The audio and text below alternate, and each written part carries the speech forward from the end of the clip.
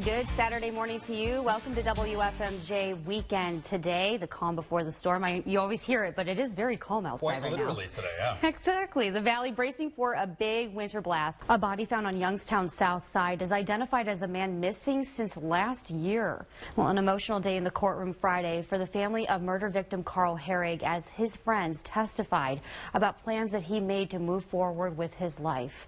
Michelle Nix says the prosecution has now rested its case, and the coroner talked about the impact of the bullets the victim likely never saw coming. This is the big story of the week, and I know we talk a lot about the opioid epidemic here on the news, and I know a lot of people don't want to hear about it sometimes anymore, but this is an important part. This could be a turning point. While workers here wait to learn what could eventually be in store for Lordstown's future, many are now preparing for layoffs, including those who work for a local supplier. New faces in big leadership roles down in Columbus. Privacy and a sense of security is why many people move to this area, but property owners who live nearby tell me the fear of the unknown has taken some of that away. President Trump signs a bill to reopen the government for 3 weeks while talks on border security continue. Since the spill, the state has changed the rules to no longer allow oil field waste to be stored the way it was at the KDA site.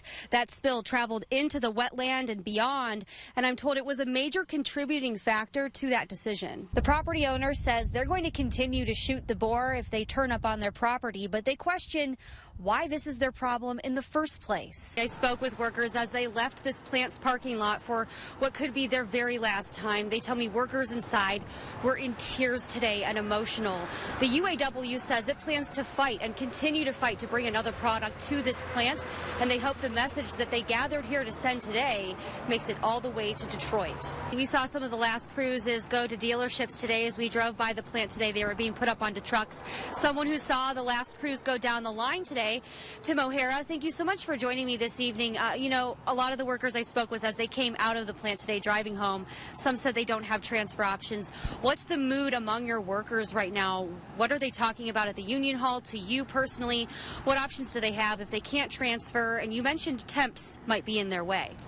We have team coverage right now when it comes to tracking what is left of this storm and how it's affecting our local roads. We're all Northeast Ohio natives and Valley natives here, so we're no strangers to the snow. But let's start with Chris Sarinelli. Is this system almost out of here? We have breaking news to get to this hour out of Trumbull County, where multiple crews are now on the scene of what is believed to be a house fire. If you don't make it third and up, what would take it for you to drop out? Well, we're going to sit down, our whole team, on the 10th of February. And we'll make an assessment as to how we think we would do. Derek, from where they sit here inside the queue to their intentions to unify, Ohio delegates are taking heat from others who are annoyed that they're just not jumping on the Trump bandwagon. We are now just hours away until Trump takes the stage, so the million-dollar question is, will Kasich walk in the door? Even if he just sits down, he's got a few hours to do it, so there's still some time left. The local reaction primarily focuses on his promise to protect America's economy. That is a campaign message that he used to pave his way to the White House. Some of the patients I spoke with say they have to leave Ohio to get their medical marijuana supply every 2 months. The school puts in an order for food items every week, and then students help to stock the shelves, primarily with things that come from the Second Harvest Food Bank.